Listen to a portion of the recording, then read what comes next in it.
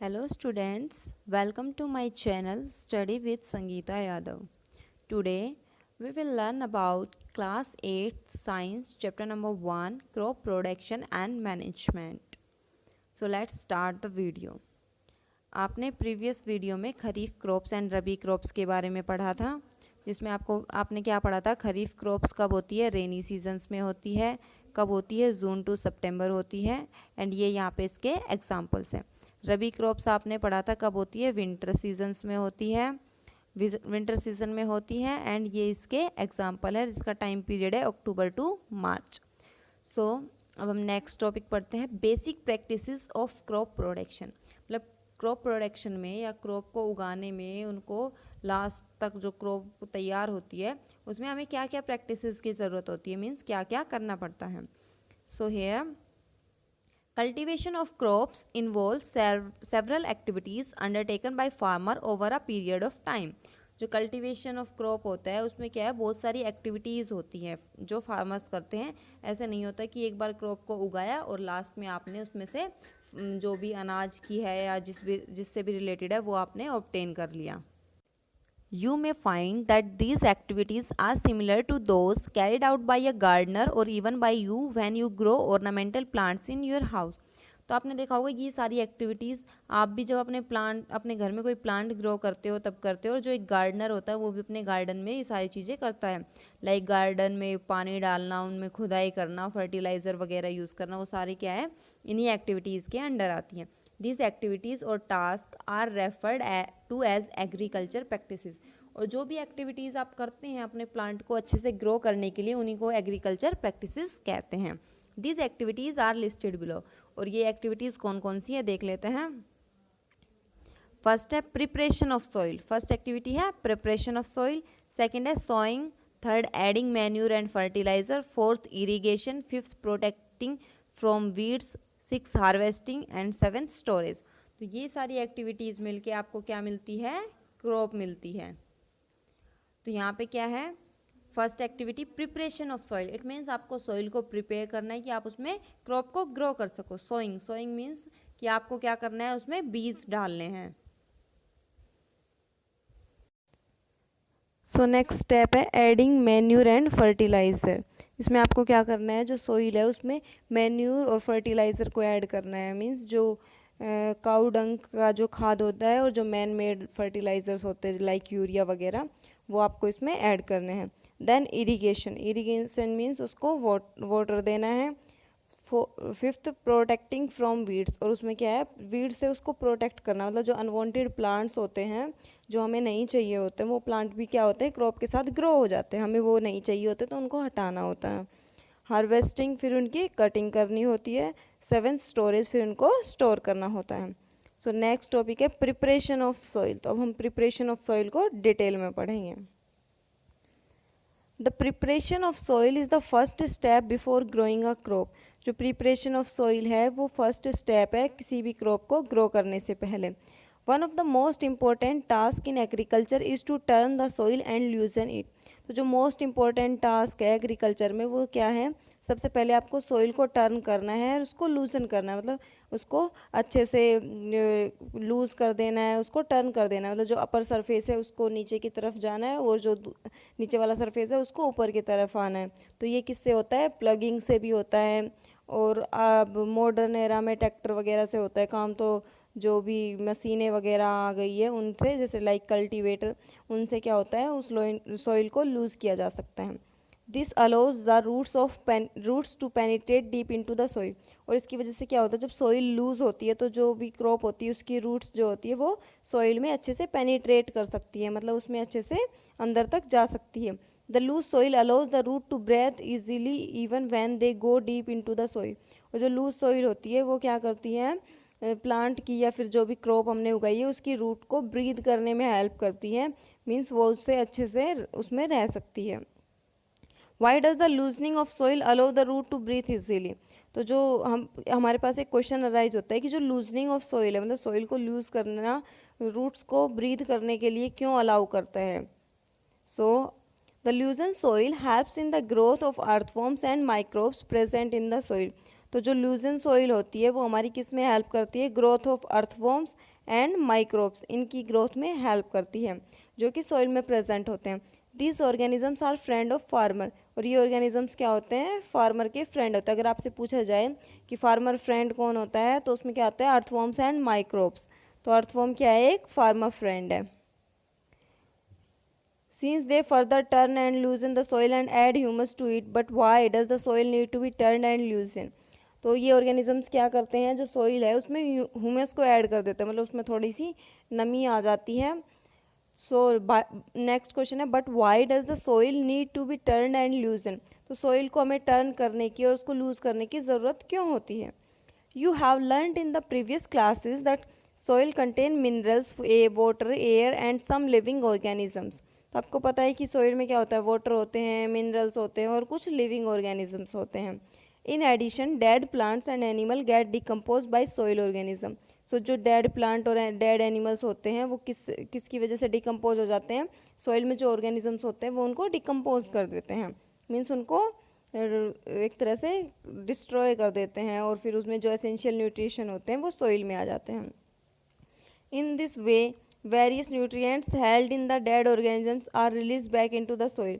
सो जो भी various nutrients है, जो भी उस डेड ऑर्गेनिज्म में था, कोई भी प्लांट है या एनिमल है जो भी डेड है, उसको माइक्रोब्स क्या करते हैं, डिकम्पोज कर देते हैं, मतलब एक तरह से ब्रेक डाउन कर देते हैं, और उसमें जो न्यूट्रिशन होता है वो वापस सोइल में आ जाता है। These nutrients are again absorb by plant, और इन न्यूट्रिएंट्स को बाद में दोबारा कौन, प्लांट एब्जॉर्ब कर लेते। Since only a few centimeters of the top layer of soil supports plant growth, turning and loosening of soil brings the nutrient-rich soil to the top so that plant can use these nutrients. So जो soil होती है उसमें कुछ centimetre की जो top layer होती है वही प्लांट ग्रोथ को सपोर्ट करती है, नीचे की जो लेयर होती है वो सपोर्ट नहीं करती, मतलब उसमें जो क्रॉप है ग्रो करती है अपर लेयर में, टॉप लेयर में, और जो नीचे वाली जो लेयर है वो एज इट इज़ रहती है, उसमें प्लांट ग्रोथ में उसका कोई सपोर्ट नहीं होता।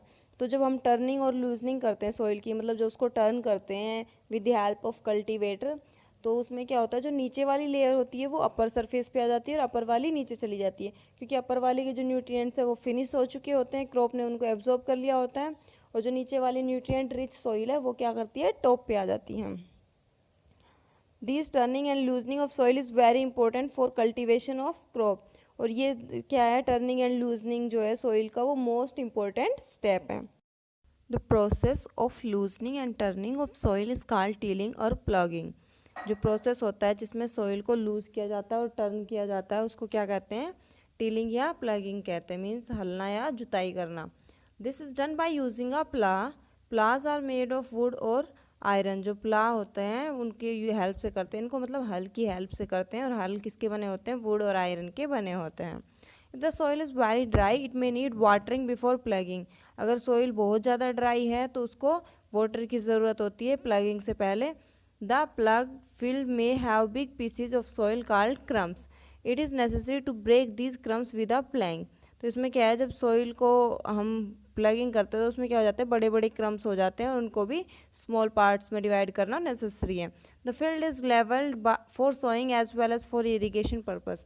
तो जो फील्ड है उसको एक लेवल में किया जाता है, मतलब एक सेम लेवल होना चाहिए, उसमें चारों तरफ से कहीं से भी ज़्यादा लो या हाई नहीं होना चाहिए।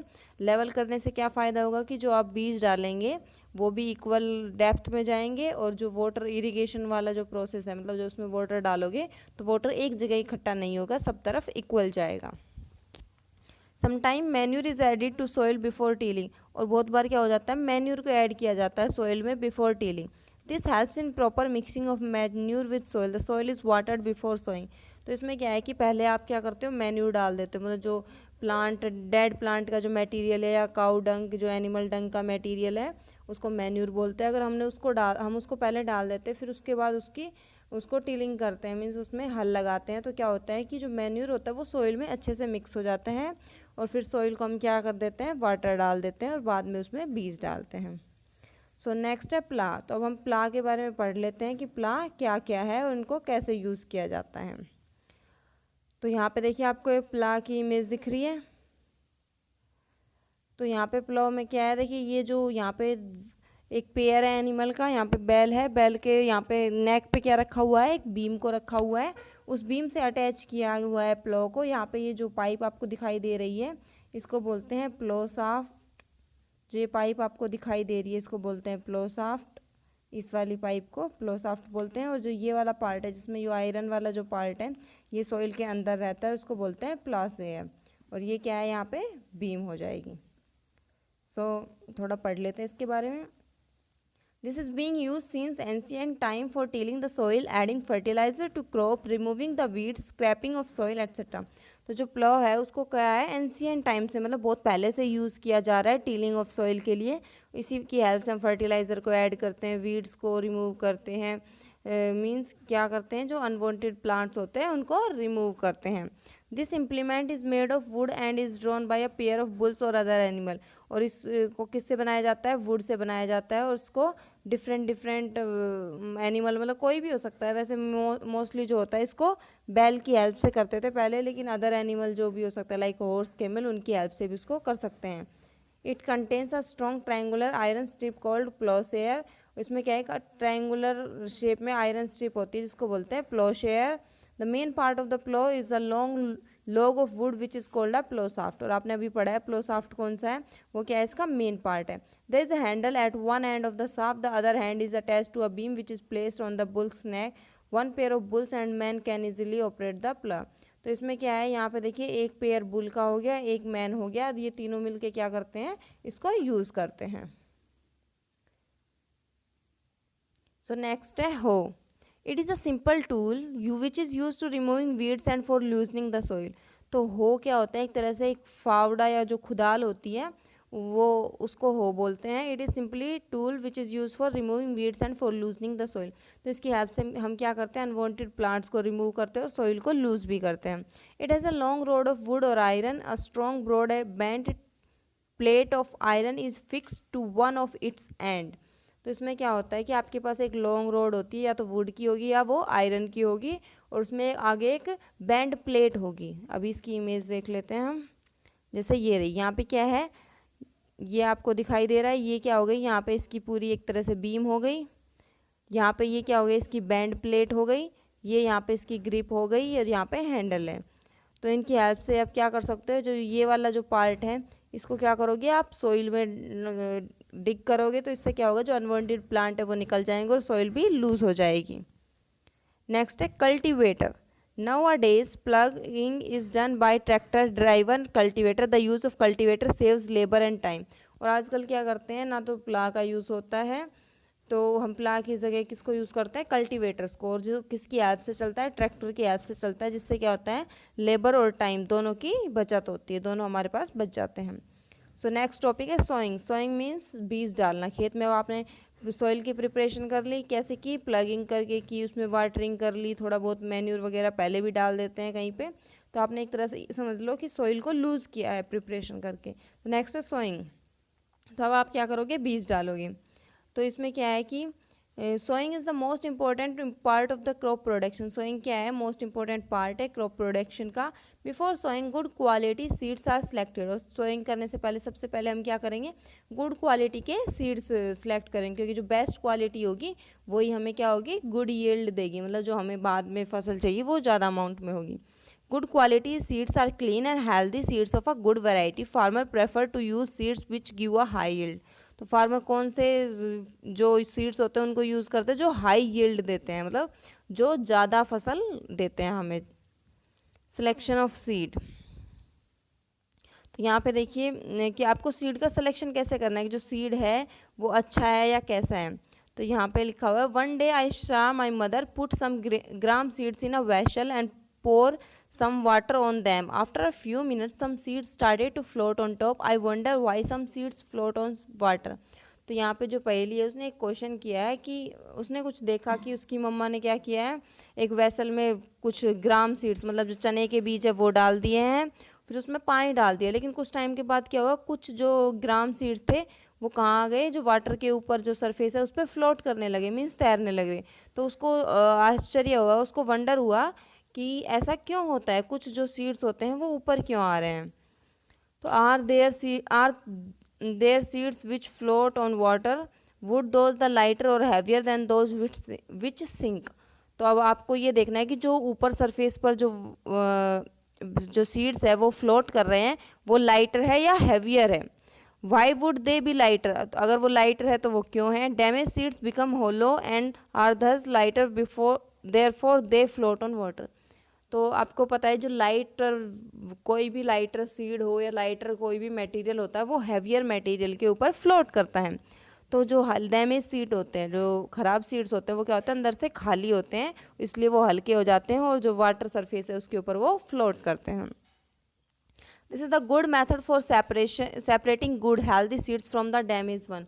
और ये किसकी है, ये कौन सा मेथड है, गुड मेथड है किसको सेपरेट करने का, जो डैमेज सीड है उनको हेल्दी सीड से सेपरेट करने का। Before sowing one of the most important task is to know about the tools use for sowing. और आपको क्या है, सोइंग करने से पहले सबसे पहले ये पता होना चाहिए कि आप किस चीज़ को यूज़ करके उनकी सोइंग करोगे, मतलब किस चीज़ की यूज़ करके या किसकी हेल्प से आप उन सीड्स को उगाओगे। तो नेक्स्ट है traditional tool. The tools use traditionally for sowing seed is shaped like a funnel. जो ट्रेडिशनल टूल्स यूज होते हैं, देखिए वो ऐसे यहाँ पे आपको दिखाई दे रहा होगा, यहाँ पे एक फनल की तरह होते हैं वो सीड, जो भी टूल होता है उसकी ऊपर की शेप कैसी होती है, फनल की तरह होती है। यहाँ पे एक पाइप है जो क्या हो जाएगी, पूरा सॉइल में चली जाएगी। The seeds are filled into the funnel, pass down through 2 or 3 pipes having sharp ends. और उसमें फनल में क्या किया जाता है, 2 या 3 पाइप्स को अटैच कर दिया जाता है और उनके एंड जो होते हैं वो बिल्कुल शार्प होते हैं और वो क्या करेंगे, सॉइल में पियर्स करेंगे मतलब सॉइल के अंदर चले जाएंगे और जैसे जैसे आप आगे बढ़ते जाओगे और उसमें सीड्स डालते जाओगे वो सीड्स को सॉइल में प्लेस करते जाएंगे। नेक्स्ट है seed drill. Nowadays the seed drill is used for sowing with the help of tractor। और आजकल क्या होता है, ट्रैक्टर की हेल्प से बीज डाले जाते हैं। This tool sows the seed uniformly at proper distance and depth. It ensures that seed get covered by the soil after sowing.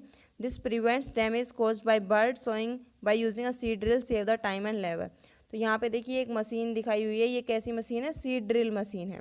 तो इसमें क्या हो जाता है कि जो टाइम है और जो लेबर है और जो टाइम है वो दोनों हमारे पास सेव हो जाते हैं और ये किसकी, ट्रैक्टर की हेल्प से हो जाता है। और इसमें क्या होता है कि ये इक्वल डिस्टेंस पे, देखिए आपने देखा होगा यहाँ पे जो ये इनके एंड्स हैं, इनके अंदर क्या है, इक्वल डिस्टेंस है सब में। तो इसकी हेल्प से क्या होगा, जो सीड होंगे वो इक्वल डिस्टेंस पे प्लेस होंगे और सब जो सीड्स हैं उनकी डेप्थ इक्वल होगी, मतलब सब इक्वल गहराई में जाएंगे। An appropriate distance between the seed is important to avoid overcrowding of plant. और जो सीड्स के बीच का जो डिस्टेंस होता है वो क्या होता है, इंपॉर्टेंट होता है, ताकि जो क्रॉप है उसकी ओवर क्राउडिंग ना हो, मतलब एक जगह पे बहुत सारी क्रॉप इकट्ठा ना हो। This allows plant to get sufficient sunlight, nutrients and water from the soil. और ये किस चीज़ में हेल्प करता है, जो प्लांट्स होते हैं ताकि वो सफिशिएंट अमाउंट में सनलाइट को ले सके, सॉइल से न्यूट्रिएंट्स को ले सके, वाटर को ले सके। अगर मान लो एक ही जगह पे बहुत सारे प्लांट हो जाएंगे तो उनके लिए न्यूट्रिएंट, सॉइल के अंदर न्यूट्रिएंट्स की कमी हो जाएगी। Soil sometime a few plants have to be remove to prevent overcrowding. और बहुत बार क्या किया जाता है, कुछ प्लांट्स को रिमूव किया जाता है ताकि वहाँ पर ओवर क्राउडिंग ऑफ प्लांट ना हो। That's all for today's video.